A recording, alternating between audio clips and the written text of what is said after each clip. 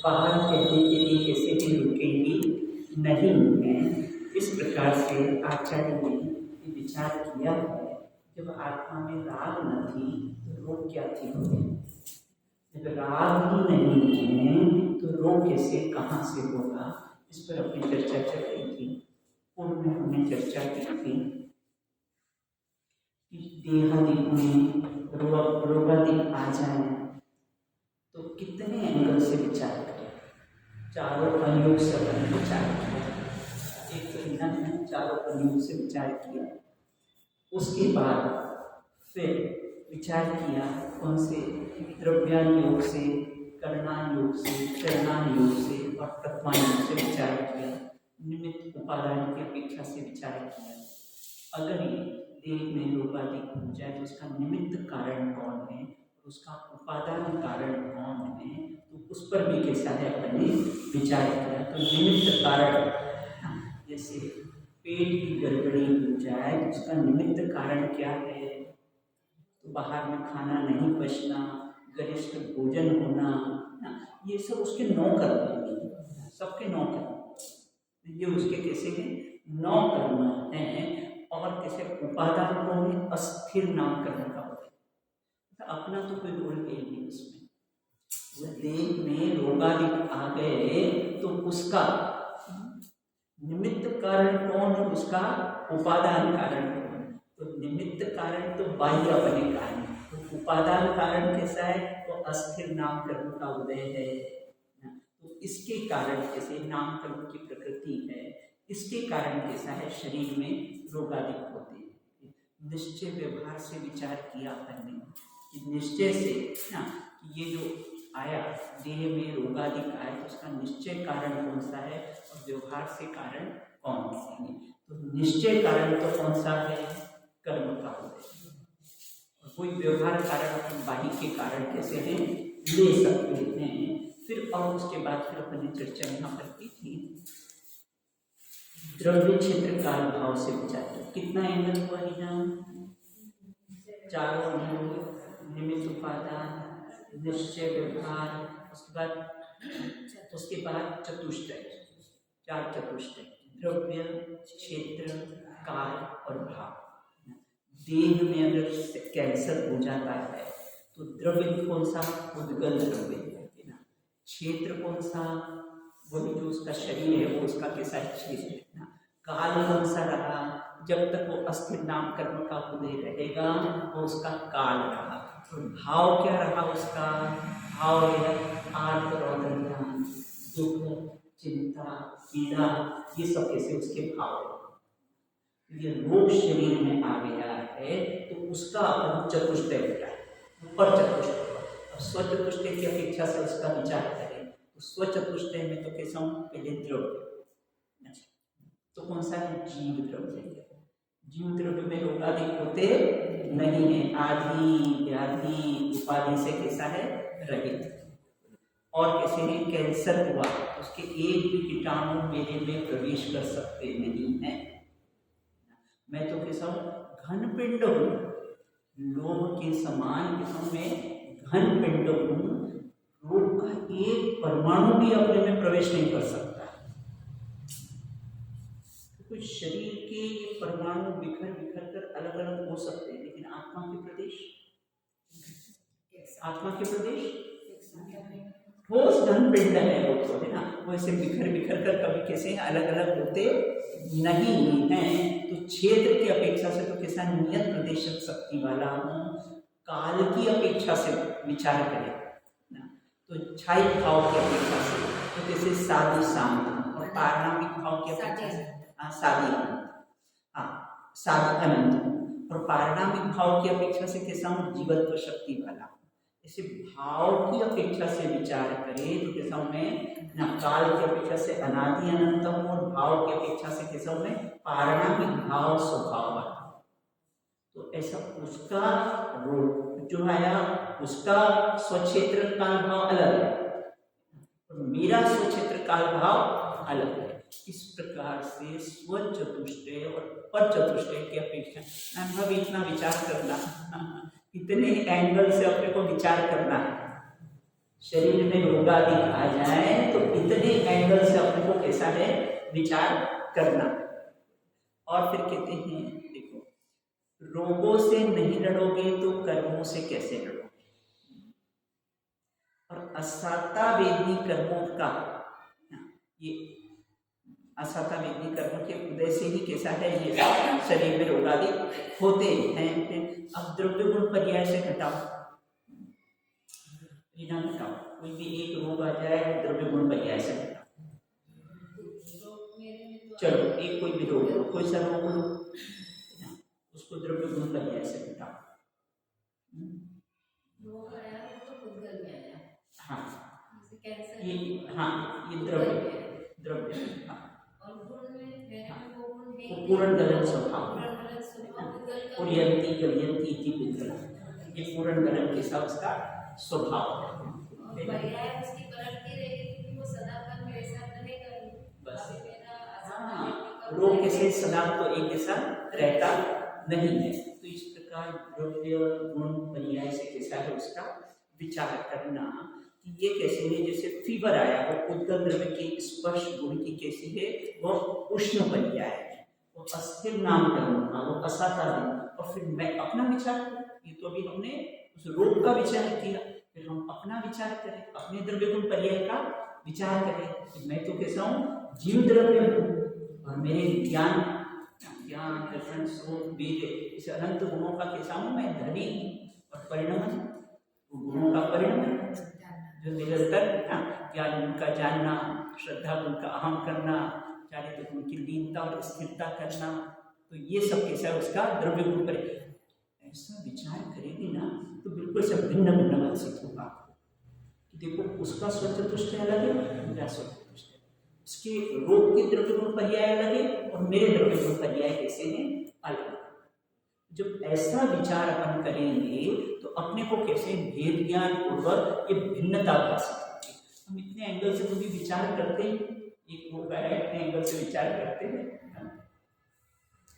अब ये कितने पॉइंट्स जो मैंने बताए थे ना, तो उतने पॉइंट से कैसा है विचार करते अपने को सकता है थोड़ा सा विचार करते हैं, फिर आगे हमारा कोई विचार चलता ही नहीं।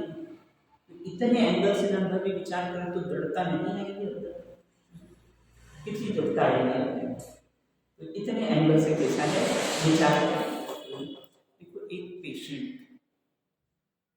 ज्ञानी डॉक्टर था, एक पेशेंट गया कि डॉक्टर साहब मुझे तकलीफ हो। बोले क्या तकलीफ है? मुझे जिस प्रकार देहादि में अपनापन है वैसा मुझे आत्मा में अपनापन क्यों नहीं आता? ये रोग अपने में है विचार नहीं आता है। ये रोग मालती अपने में है कि नहीं है ना? ये रोग अपने पास है कि नहीं? ये तो विचार आता है अपने को, लेकिन ऐसा तो नहीं कि मुझे जिस प्रकार ये देह में अपनापन है वैसे मुझे अपने आत्मा में अपनापन नहीं, बस मुझे ये रोग है डॉक्टर साहब। तो डॉक्टर साहब ने क्या मेडिसिन दी को मेरी ना, डॉक्टर साहब ने क्या मेडिसिन दी को, मेडिसिन 5 दिन के 5 एंटीबायोटिक्स दिए। 5 दिन का कोर्स होता है एंटीबायोटिक्स का, तो 5 दिन के कैसे 5 एंटीबायोटिक्स दिए। पहला तो कैसा है, तो अचेतन पदार्थ मेरे नहीं है, जो दवाइयाँ वगैरह है ये अचेतन पदार्थ कैसे है मेरे नहीं। फिर कैसा है, फिर चेतन पदार्थ से देह आसमान जाति द्रव्य पर्याय है ना, ये चेतन पदार्थ है, तो इससे कैसा है भेद ज्ञान कर, ये मैं नहीं।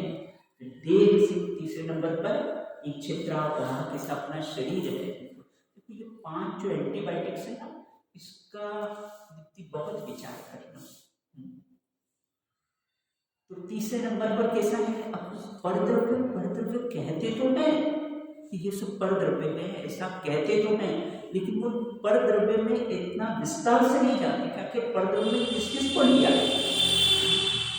तो सबसे पहले अचेतन परद्रव्य, फिर कैसा है चेतन परद्रव्य, स्त्री पुत्र पुत्रादि जो अपने कैसे हैं क्षेत्र से भिन्न है, दूसरे नंबर का। तीसरे नंबर का एक चित्रावगा अपना जो शरीर है ये भी कैसा है परद्रव्य, बारंबार बारंबार ऐसा चिंतन करेंगे तो परद्रव्य भासने लग जाएगा। जिसे बारंबार चिंतन किया तो ऐसा लगा कि भाई यही मैं हूं। बस दिन रात इसका चिंतन करते हैं तो क्या लगता है रात यही मैं। इसे बारंबार इसका चिंतन करेंगे तो बिल्कुल ऐसा लगेगा देह भिन्न और मैं भिन्न, ऐसा भिन्नता उससे भाषित होने लगेगी। जब भी कोई बात होगी ना तुरंत विचार आ जाएगा देह भिन्न मैं, देह भिन्न मैं। तो ये तीसरे नंबर की कैसी एंटीबायोटिक, और यही तो करना क्या गुरुदर्शी बारंबार कहते हैं देह से भिन्न पाने का अभ्यास कर। और हम तो देह से एकत्व का अभ्यास दिन भर 24 घंटे देह से एकत्व का ही कैसा है अभ्यास कैसा है चला करता है। और करना क्या वास्तव में मालती अपना पुरुषार्थ कैसा चल रहा है, दुखी माथा न सेके पेट। पुरुषार्थ उनको ऐसा लग रहा है कि पुरुषार्थ कर रहे हैं तो पुरुषार्थ ऐसा चल रहा है दुखी माथा और सेके पेट, सारा अपना छल ज्ञान को बढ़ाने में लगाया। और यहाँ ये कहते वेद विज्ञानता सिद्धा सिद्धा ये कहते सेवा भाव को गद्दा बद्दा ये कहते जितने भी सिद्ध हुए हैं वो सब वेद ज्ञान के बल से हुए हैं। और जितने भी जीव संसार में परिभ्रमण कर रहे हैं वो वेद ज्ञान के अभाव में कर सकते। तो करना चाहिए निरंतर कंटिन्यू कैसा है, भले किसी से बातचीत कर रहे हो सब कर रहे संसार में बैठे तो सब बातचीत सब होती अंतर में से वाणी से बोले में भाषा का ये जो भाषा निकले इसकी कर्ता कौन है, वो भाषा वर्गणा मैं इसका करता। कोई अपने को कहे कितनी बार वर्गणाएं पढ़ी, प्रैक्टिकल कितनी बार किया, कितनी बार पढ़ी 22 प्रकार की वर्गणाएं ना कितनी बार पढ़ी। अगर किसी ने कोई अपमान कर दिया तो उस समय ऐसा विचार आया अपने को कि ये जो व्यक्ति जो बोल रहा है ये उसका कर्ता नहीं, दीप्ति आपने मेरा अपमान कर दिया और मैं इससे दीप्ति तो कर ही नहीं सकती अपमान।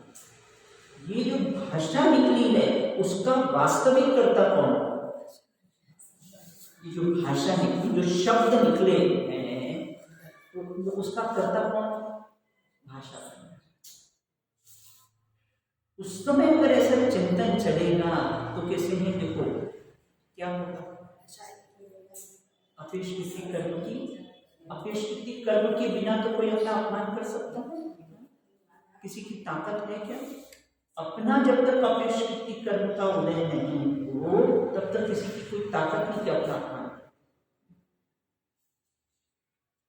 ये तो अपेक्षित कर्म की कैसी है निर्जरा हुई है, इसने हमारा अपमान किया है तो अपेक्षित कर्म की कैसी है निर्जरा हो। तो जब तक हम ऐसा प्रैक्टिकल में नहीं करता है तब तक गायक में स्थिरता नहीं है, क्योंकि डे टू डे बिठाना पड़ेगा ये। तो कितना भी पढ़ लो कितना भी सुन लो दृष्टि नहीं जमेगी, निर्णय नहीं होगा। तो यहाँ ये कहते हैं कि इस प्रकार से तीसरे नंबर का एंटीबायोटिक, चौथे नंबर का अपनी परिणति में होने वाले जो मोह राग द्वेष के परिणाम है, कर्ता कर्माधिकार को याद कर, मल कह दिया है उसको, मल है रागादि के परिणाम कैसे, मल कह दिया है दुख के कारण वो कैसे है, मल है। चौथे नंबर का ये परिद्रव्य, चाहे राग हो चाहे द्वेष, अपने पुत्र पुत्रादि को समय में मिले ना, एक प्रसन्नता राग है ना, ये तो मलिन परिणाम है, ये मल रूप है। अब 5वें नंबर का एंटीबायोटिक्स क्या है ना, निर्मल पर्याय। अरे भैया निर्मल पर्याय कैसी हुई? निर्मल पर्याय तो अपने आश्रय से उत्पन्न होती है ना। निर्मल पर्याय किसके अवलंबन से उत्पन्न होती है? उसको पढ़ते हुए देखो क्यों कहा, क्योंकि निर्मल पर्याय के आश्रय से निर्मल पर्याय उत्पन्न नहीं होती। निर्मल पर्याय के आश्रय से कभी निर्मल पर्याय उत्पन्न नहीं होगी। वो किसके आश्रय से उत्पन्न होगी? स्वभाव के आश्रय से। इसलिए उसको भी नंदन किसके खाते में डाल दिया है? और उपजे इनसे फिर था, जो उत्पन्न होता है, जो विनष्ट होता है, तो मेरा स्वभाव कैसे हो सकता है? पर्याय कैसे उत्पन्न होती है और विनष्ट होती है, तो मेरा स्वभाव कैसे हो सकती है? मैं तो कैसा हूँ? अनादि अनंत। और पर्याय का स्वभाव तो कैसा है? पलटना। पर्याय नित्य है क्या नित्य दिखती?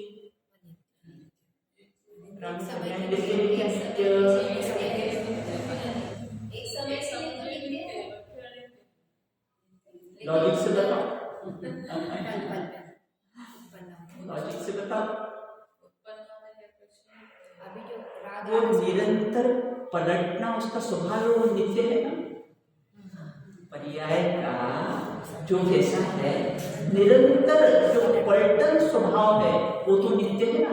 इसे पर्याय उस अपेक्षा से कैसा है? इसमें जो निरंतर स्वभाव उसका पलटना है, लेकिन जो पर्याय उत्पन्न हुई वो तो नष्ट हो गई अगले समय, तो फिर वो पर्याय नहीं, उस अपेक्षा से जो प्रत्येक पर्याय जो पलटन उसका स्वभाव में, प्रत्येक समुद्र की प्रत्येक लहरें पलट रही है, तो जो पलटन स्वभाव तो नित्य है ना।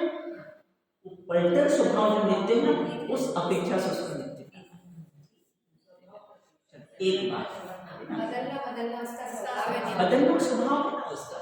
जैसे द्रव्य का स्वभाव ध्रुव ध्रुव ध्रुव ध्रुव, ऐसे पर्याय का स्वभाव क्या है? पलटना जो स्वभाव ना वो तो नित्य है। अच्छा, सिद्धालय में सिद्ध परमेष्टि को शुद्ध शुद्ध शुद्ध शुद्ध शुद्ध शुद्ध शुद्ध सुख सुख सुख सुख सुख सुख निरंतर, लेकिन वो भी किसी एक समय की। तो वो जो पलटना स्वभाव है उसका नित्य ना, उस अपेक्षा से पर्याय को नित्य भी कहा। पलटना स्वभाव। तो यहाँ पे 5वें नंबर का एंटीबायोटिक कौन सा है? निर्मल पर्याय। निर्मल पर्याय से भी मैं भिन्न हूँ। क्यों निर्मल पर्याय? क्योंकि निर्मल पर्याय के आश्रय से कभी निर्मल पर्याय नहीं प्रकट होती, ध्रुव के आश्रय से। उस निर्मल पर्याय को तो शास्त्र में कहीं जगह विद्या की ये तो किसी में पारणिक हो गई, ध्रुव हो गई, क्योंकि अवलंबन किसका लिया? ध्रुव स्वभाव। अवलंबन किसका लिया? ध्रुव स्वभाव का लिया ना। तो इसलिए क्या कह दिया है कि पर्याय भी पारणिक हो गई, पर्याय भी कैसी है? ध्रुव हो गई, पर्याय भी कैसी? शाश्वत हो गई। क्योंकि पर्याय कभी शाश्वत होती नहीं।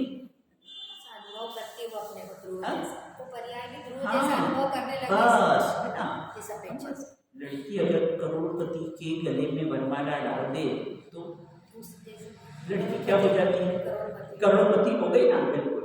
वो पर्याय ने वर्ण किसको किया? ध्रुव स्वभाव का वर्ण किया। इस अपेक्षा से वो पर्याय को भी कैसा है? ध्रुव कह दिया है, पारणिक है। इस प्रकार 5 प्रकार के एंटीबायोटिक। पहला है अचेतन पदार्थ से, दूसरे नंबर का पदार्थ किसको लिया है? चेतन पदार्थ जो क्षेत्र से भिन्न है। तीसरे नंबर का शरीर को लिया है। चौथे नंबर का पदार्थ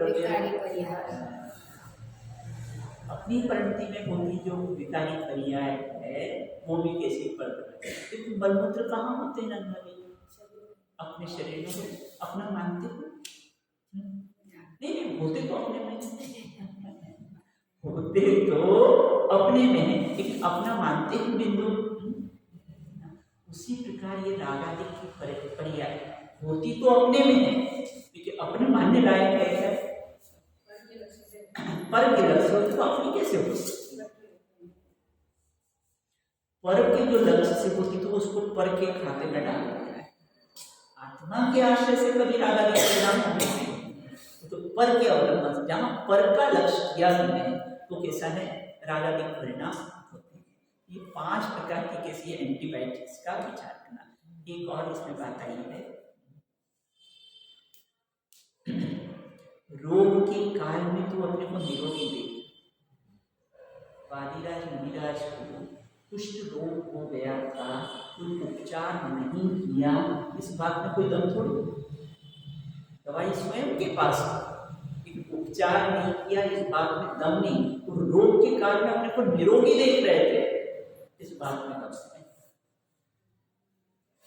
वह इतना कुष्ठ रोग लेकिन कैसा है फिर भी, और मतलब दुर्गंधमय इतना हो गया था कि बिना जंगल में चले गए, क्योंकि उसकी दुर्गंध भी किसी को सहन नहीं हो रही थी, ऐसा रोग।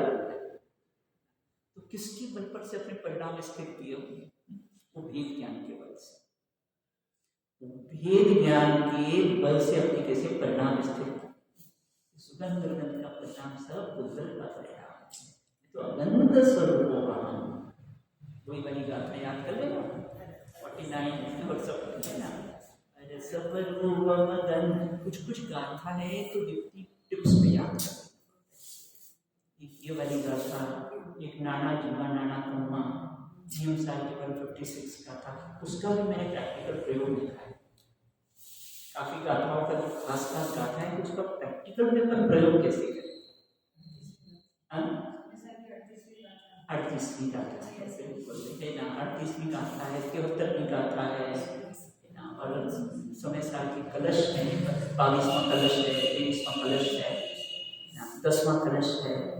तो ये सब बिल्कुल टिप्स, क्योंकि चिंतन भी तो कैसे करोगे, ये आपको याद नहीं रहेगा और इसका अर्थ तो अपन कैसे विचार करें।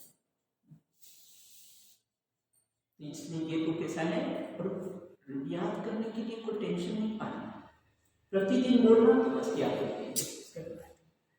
प्रतिदिन उस गाथाओं को बोलोगे तो बस वो गाथा याद हो जाएगी ना, उसका कोई अपने को बोझा नहीं रखना है कि आपको कैसा है लर्न करना, याद करने का बस यही है। कार्तिकेय की जब जस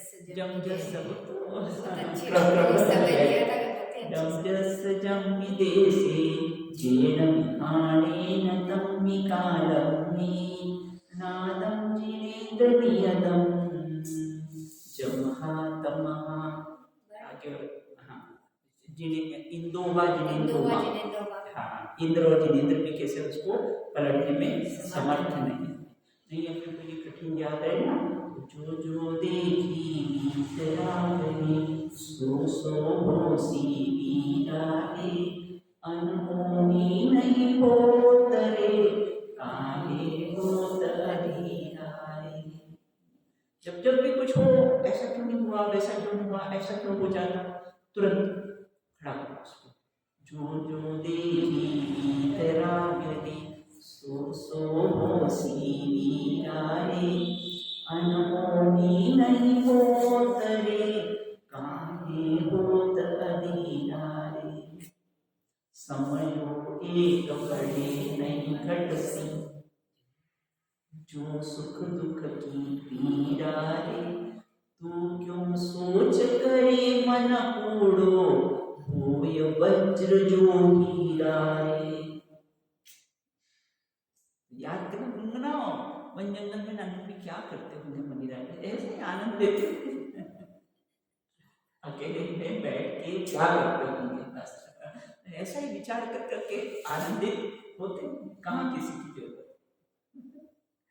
तो देखो एक इसमें पॉइंट है कि शरीर माध्यम खलु धर्म साधन, जनरली ये चलता है, आगम में भी आया हुआ है कि शरीर के माध्यम से ही ये शरीर के साथ धर्म का साधन, धर्म साधने का जो साधन है बोले शरीर माध्यम खलु धर्म साधनम, खलु मतलब निश्चय से, उसका अर्थ लोग क्या लगा देते हैं, शरीर से करना, लोग क्या लगा लेते हैं इसका अर्थ मानते हैं, हाँ कि देखो लिखा है ना, लिखा है ना, अगर ये शरीर माध्यम खलु धर्मो तो फिर सिद्ध परमेश्वरी क्या होंगे, दीप्ति सिद्ध परमेश्वरी को शरीर होता है या नहीं होता है, फिर वो तो शरीर है ही, फिर तो सबसे बड़े अधम पाप। तो व्यवहार से बात कही है, उसका वास्तविक अर्थ ये है। तो यहाँ ये कहते हैं निश्चय से शरीर ही धर्म का साधन है, ये अर्थ नहीं है ना। शरीर माध्यम है धर्म करने के लिए।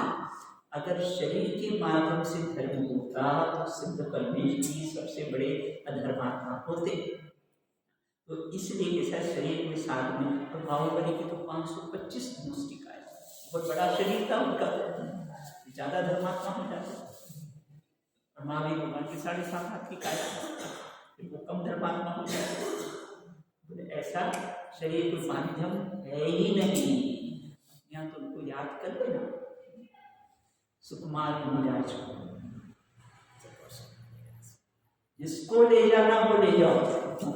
सियानियाँ खाने आई तो बोले इस शरीर मुझे तो कोई जरूरत नहीं, अपने कोई वेस्ट चीज हो तो क्या करेंगे, काम वाली बाई वाली मैं ये ले जाऊँ, बिल्कुल ले जाए बस, हमें कोई जरूरत नहीं इससे। उसी प्रकार जिसको ले जाना हो वो ले जाए, हमें तो कोई जरूरत नहीं, क्योंकि शरीर के माध्यम से धर्म का साधन होता ही नहीं। तो जिसको ले जाना हो कैसा है ले जाओ। तो कितना भेद ज्ञान तगड़ा, सियानियाँ खाने आइए ना, फिर भी इतना तगड़ा भेद ज्ञान, देह में कुछ भी हो जाए तो भी वास्तव में करना क्या है, यही करना है ना।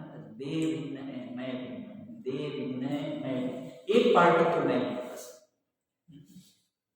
एक पार्टी में अपने को खड़ा कर। तो इस प्रकार से यहाँ ये कहते हैं शरीर स्वस्थ नहीं इसका खेद मत करना, इस देह में अपनापन क्यों नहीं इस बात का खेद करना। शरीर स्वस्थ नहीं है इस बात का खेद क्या करे, शरीर ही स्वस्थ रहता है। कहीं जगह जाओ ना, मतलब कोई शरीर की बात करो तो अपनी बात करो, मेरे को सामने से वॉमिटिंग होने लग जाती है। कोई के घर जाओ बैठने करने, मुझे ऐसा हो रहा था, मुझे ऐसा हो रहा था, मुझे ऐसा है तो ऐसा है, तो मुझे ऐसा लगता है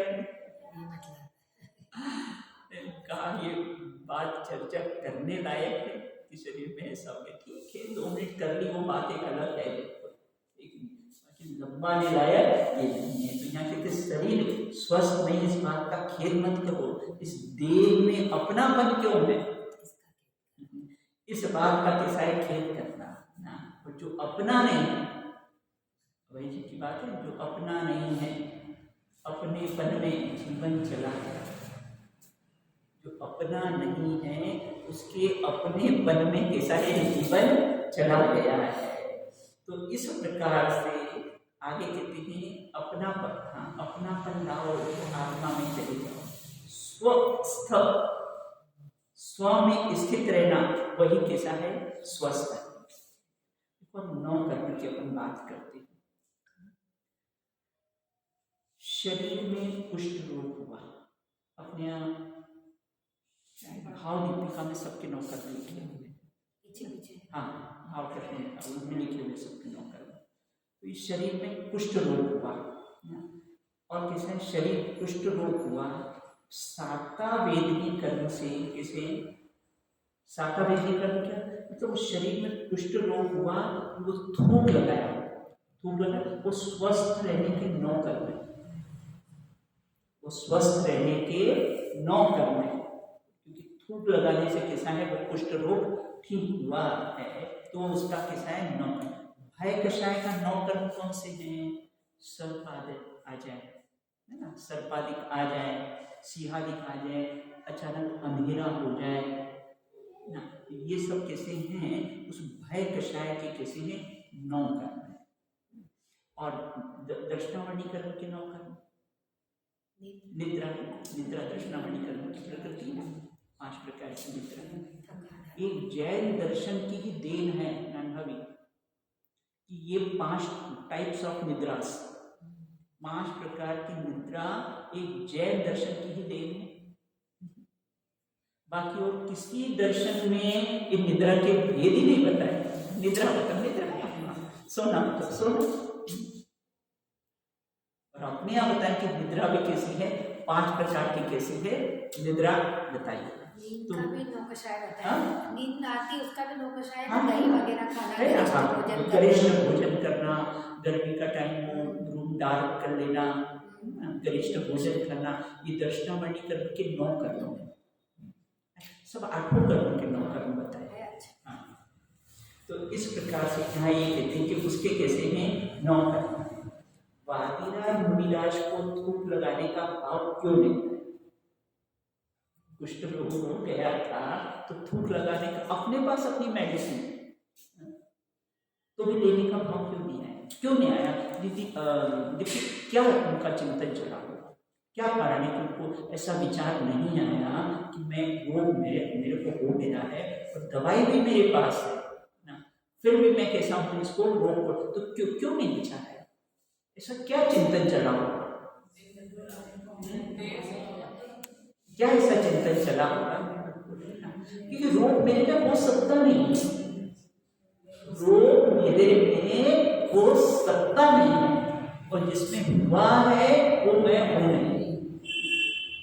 जिसमें हुआ है मैं सारी समय शक्ति अपनी ना भेद ज्ञान में लगा, और विशेषकर देह मनोराग, क्योंकि सबसे ज्यादा आसक्ति का भाव कैसा है? देह में रहता है। तो उससे कैसा है वेद ज्ञान में, उसका सबसे ज्यादा पुरुषार्थ करना हो तो उसमें कैसा है? तो क्यों नहीं आया है कि अपना रोग, मेरे में रोग का उदय कभी आ सकता नहीं, मेरे में तो सदा ज्ञान का उदय, क्योंकि रोग के काल में भी मेरा कार्य चल रहा था कि नहीं? अच्छा, रोग को जाना किसने? तो रोग के काल में भी ज्ञान का उदय चल रहा था, मेरा उदय तो चल रहा था, वो कर्म का उदय भी चल रहा था, और जाना तो मैं ना, रोग आया तो जाना तो कैसा मैं। तो ज्ञानी की वो जो जानन मान ना, उसमें अपनापन है। प्रज्ञानी को कैसा है? वो कर्म के उदय में अपनापन है। और ज्ञानी को कैसा है?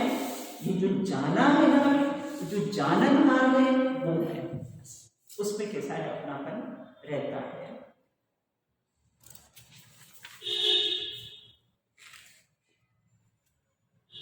बहुत दुर्गंध आ रही थी ना शरीर में से, इसका विचार करें।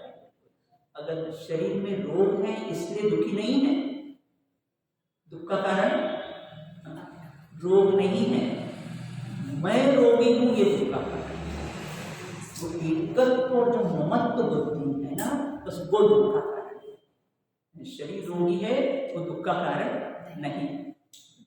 तो इस प्रकार से विचार किया है ना, बहुत दुर्गंध में शरीर में, तो अगंध स्वरूप ये सुगंध दुर्गंध में भी लगा ना, उसका द्रव्य क्षेत्रकाल भाव, उसमें द्रव्य गुण पर्याय घटाओ, उसमें चारों योग से घटाओ, निश्चय व्यवहार से घटाओ, निमित्त उपादान से घटाओ, कितने कितने एंगल से उसका विचार कर सकते हैं। गुरुदेव से किसी ने पूछा कि प्रथम में प्रथम क्या करें? बोले प्रथम में भी यही करना और अंत में भी यही करना है, देह से भिन्न पाने का अभ्यास कर। प्रथम में भी यही करना है और कैसा है, अंत में भी कैसा है, यही करना है। और शरीर जननी है, भोगों की भगिनी है, तो धर्म की शुरुआत तो कैसा है, सबसे प्रथम तो देह को अपना मानना छोड़ो। एक छिद्रा इतना वो है, तो उसके लिए ऐसा है, बहुत पुरुषार्थ की जरूरत है, मान दिया, लेकिन उतना पुरुषार्थ नहीं है। अपन सोचा ना, ये मेरा नहीं है, विकल्प खत्म, ये मेरा नहीं है ना, बस विकल्प खत्म। अभी यहाँ से बाहर गए, ये मेरे चप्पल वेदज्ञान वहां चलेगा लेना, ऐसा नहीं कि अपने को वेदज्ञान करते नहीं आता है, अपने को वहां भी वेदज्ञान करते हैं, ये मेरी चप्पल, ये मेरी नहीं। जहाँ एक में अपनापन हुआ तो पर में परंतु बुद्धि हो ही जाएगी। आत्मा में अपनापन हुआ, अपने में अपनापन करके अपने में मैं चला गया, पर में अपनापन करके मैं अपने से ही चला गया। तो अपने में कैसा है अपनापन करना है।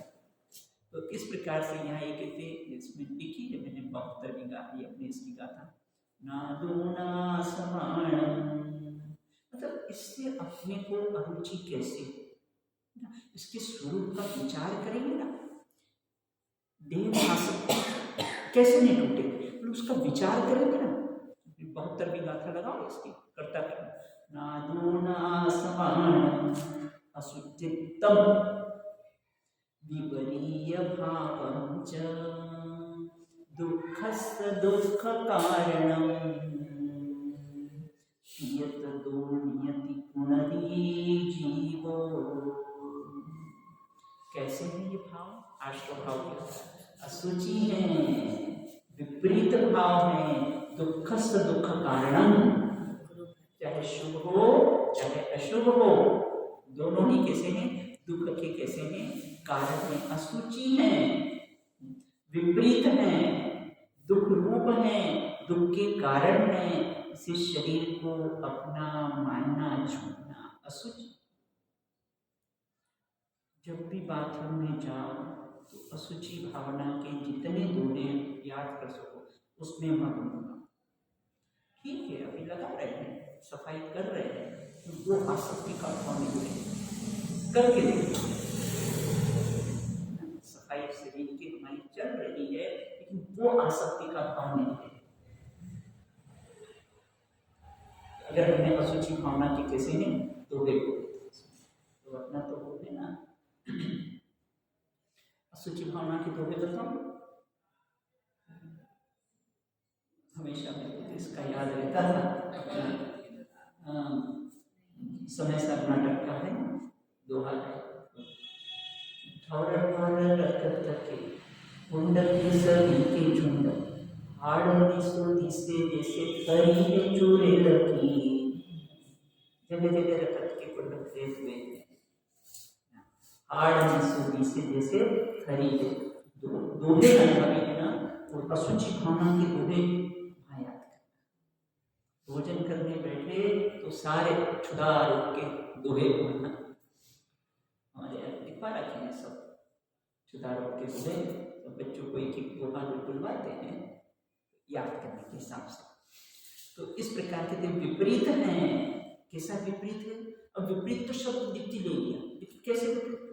वो जड़ है, मैं चेतन हूँ, वो मल है, मैं परम पवित्र हूँ, वो रूपी है, मैं अरूपी हूँ। विपरीत तो हमने एक विशेषण ले लिया, लेकिन कैसे विपरीतता, ऐसे विपरीतता का कैसा है विचार करें। तो वो दुख के कारण है, भगवान आत्मा सुख सुख कारण, सुख रूप है और कैसा है सुख का कारण है। देखो इसी 72वीं गाथा में एक ही गाथा है जिसमें भगवान आत्मा 3 बार संबोधन में आया। भगवान आत्मा के 3 बार संबोधन में आया कि ऐसी टीकाएं बहुत कम टीकाएं हैं जिसमें भगवान आत्मा के कैसा है संबोधन किया।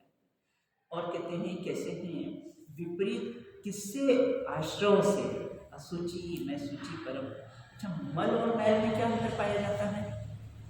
मल और मैल में क्या अंतर पाया जाता है? मल और मैल में क्या अंतर है? मल ये आँख नाक कान वगैरह ये सब कैसे हैं जो मल निकल रहा है, तो इसके निकलने पे अपन कपड़े नहीं बदलते, लेकिन कैसा है जो मल है ना, और कैसे है मल निकलने पर कपड़े, मैल निकलने पे कपड़े नहीं बदलते, और मल निकलने पर कैसे हैं कपड़े बदलते हैं। तो मल और मैल दोनों ही शरीर की गंदगी है। और मुनिराज को कौन सा मल और मैल दिखता है? संजीवन कषाय। कौन सा मल दिखता है इसको? संजीवन कषाय शेष है ना, तो उनका उनको कैसे मल दिखता। अच्छा, अस्थिर और अचल में क्या अंतर पाया जाता है? अचल तो जो कभी चलाचल नहीं हो। हाँ, अस्थिर और अचल। अचल तो वही हुआ कि कभी चलाचल नहीं हो। बराबर। और अस्थिर अस्थिर में तो जो चलता रहता है, बदलता रहता है, स्थिर भी है ना। अस्थिर वो भी तो मतलब नहीं जो स्थिर भी। हाँ तो वही तो हाँ। जो स्थिर नहीं है वो नहीं चलाचल वाला है ना, जो हाँ। जो स्थिर नहीं है मतलब चलता वाला है, चलता है जो, तो इसीलिए उसको अ लगा देंगे, अस्थिर है। अस्थिर उद्गल स्कंद अस्थिर है। उद्गल का स्कंद कैसा है, ये अस्थिर है ना, बिखर बिखर कर अलग अलग हो जाते हैं। उद्गल के स्कंद तो बिखर बिखर कर, और आत्मा के प्रदेश नंद अचल। आत्मा के प्रदेश कैसे हैं, अचल है ना, वो कभी ऐसे असंख्यात प्रदेश बिखर बिखर कर अलग अलग नहीं। तो अस्थिर और कैसे अचल में अंतर पाया जाता है। हड्डियां टूट जाती है, ये तो अस्थिर नाम कर्म के उदय से होता है। और आगे कहते हैं, कोई आपसे पूछे, ये तो मैंने तो अपने चिंतन की डायरी लिखी है ना, कोई आपसे पूछे कि आपका स्वास्थ्य कैसा है, ऐसा कोई पूछे, मेरा स्वास्थ्य अच्छा है, मैं स्व में स्थित। हाँ, ये पड़ोसी का मुझे नहीं मालूम, मैं तो कैसा हूँ, स्वस्थ हूँ, मैं तो पड़ोसी का पड़ोसी जाने, पड़ोसी का मुझे नहीं मालूम, क्यों पड़ोसी का कैसा है, क्या हाल है। कलश में आचार्य कहते पड़ोसी बन, कलश निग्रह आचार्य कि शरीर को कैसे मानो, पड़ोसी बन, पड़ोसी का उतना धर्म निभाना बस, बाकी ये कैसा है, पड़ोसी बन कहा। तो देह को ये रोग हो गया है, और हमारी भाषा की भेद ज्ञान पूर्वक की कैसी है, होनी चाहिए। देह में रोग बहुत हो तो विचार करना अच्छा है, सारे कर्मों की निर्जरा यही हो जाएगी, क्योंकि हमको तो जाना है नित्य देववती, और वहां ये वैज्ञानिक शरीर में लोग आएंगे, बहुत अच्छा है बहुत अच्छा है ना रीना, यहाँ बहुत रोग आते ना, कि सब पाप पड़ रहे हैं, कितने रोग आ रहे, देखो कितने रोग आ रहे, अरे बहुत अच्छे है, सारे कर्मों की निर्जरा अनुभव यही होगी, देवगति में जाना है ना, वहां तो ये रोग आते ही, वैज्ञानिक शरीर में कभी रोग कैसे है, आते ही नहीं है। तो सारे कर्मों की निर्जरा असाताविधि कर्म की स्थिति अनुभाग ज्यादा नहीं है, इसलिए सब यही बनी कैसे हैं, घिर जाएंगे। तो निरंतर देह से ज्ञान करने पर ना, मैं अपने अनंत गुणों से हमेशा नेगेटिव पॉजिटिव दोनों पॉइंट खड़े, इससे भिन्न हूं तो फिर अभिन्न किससे हूं, इससे भिन्न होना है, मैं तो अभिन्न, मेरे ज्ञान दर्शन से कैसा हूं, मैं अभिन्न हूं, देह से भिन्न हूं, और कैसा मेरे ज्ञान दर्शन से कैसा है, अभिन्न हूं। तो इससे और चर्चा है, इसका विषय समाप्त होने वाला है। फिर उसके बाद कोई, मैंने तो सब अपने चिंतन के लिए, कोई अपना विरोध करे, कोई अपना अपमान करे, तो अपन किस डायरेक्शन में विचार करेंगे, कैसा विचार कर, तो सारे विचार की कॉपी बनाई है मैंने, और उसमें कुछ कुछ गाथा, जैसे 156 गाथा भी नहीं है, तो शायद पूरा नहीं हुआ है उसका भी लिखना है मुझे। तो इस प्रकार से कैसा है, तो निष्कर्ष क्या निकला, निष्कर्ष क्या निकला ना, कभी पूरी रामायण पढ़ने पड़ गई, बोले राम कौन था, बोले सीता का भाई, हाँ रोगादि मेरे कुछ नहीं, एक क्या है, शरीर में कुछ रोग आ जाए ना, माला इसकी फेरना, रोगादि मेरे कुछ नहीं, मैं एक क्या है, रोगादि मेरे, देखो दोनों बात आ गई, नास्ति से भी आ गया और अस्थि से भी आ गया, हाँ रोगादि मेरे कुछ नहीं, ये तो क्या नास्ति से आ गया, मैं एक ज्ञायक भाव, तो क्या हुआ, वो अस्थि से आ गया। इस प्रकार से वंदना।